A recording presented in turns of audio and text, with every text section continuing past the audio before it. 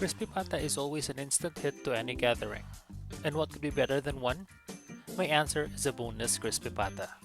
Good day everyone, and welcome to the Urban Casserole. Before we start, don't forget to share, like, and subscribe to the channel. Without any further delays, we begin with the obvious task at hand.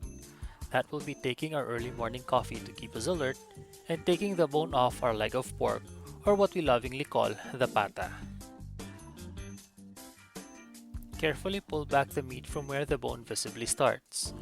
Using a sharp pointed knife, slowly scrape off, separating the bone and exposing the shape of what appears to be a pig's version of a hip joint.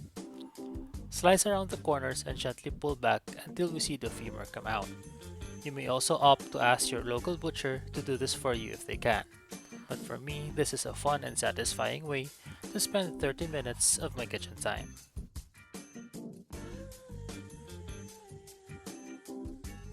After 10 minutes and enough dedication, we are on a point where we have the right amount of exposed bone to grab onto.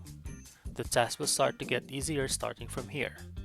Use this as a leverage to lift the rest of your pork leg and continue scraping on downwards. Further down below, we will then eventually come across the joint where the femur ends. We want to stop at this point and take the bone off from the rest of the leg. The easiest way to do this is by carefully cutting through the cartilage, avoiding the actual bone.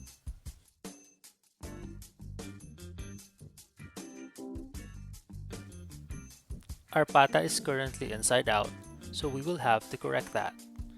Hold on to the knuckle that is still attached and pull the meat back to the right position. Let us now add as much flavor as we can from here on. We start by rubbing 1 tablespoon of salt all over the skin and add 1 tablespoon more in the cavity where we took out the bone. Stuff a bundle of lemongrass in and 5 cloves of crushed garlic. We want to start the aroma from the inside to remove those undesirable smell that may come with your pork leg. Lemongrass and garlic are the best in doing that, so we make sure that they go in first. We then peel and coarsely chop our onion and use half of it as a stuffing and half of it for later. Bring in as well 3 pieces of bay leaves and 2 pieces of star anise. Don't limit yourself to what I used here in this video. If you want to do so, you can also add some ginger, spring onions, coriander, or whatever spice that is available to you or will suit your local taste.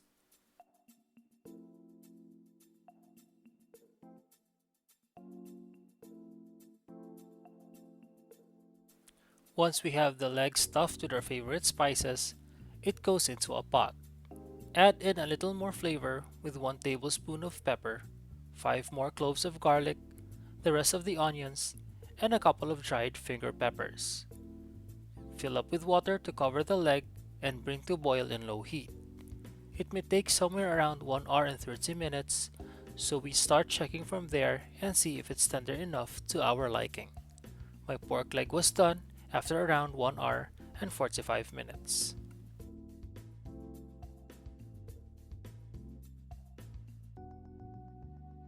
Once you have reached your desired tenderness, we will strain our pata and get as much water out and drained.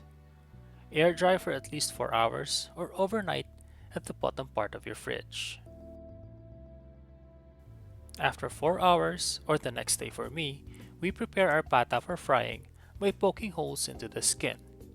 Preheat enough oil for frying while doing this to save some time. Fry your pork leg 5 minutes on each side. We will flip our pata 5 times over, bringing it to a total frying time of 30 minutes. There will be a lot of oil splatter in which we could not avoid, though should be minimized.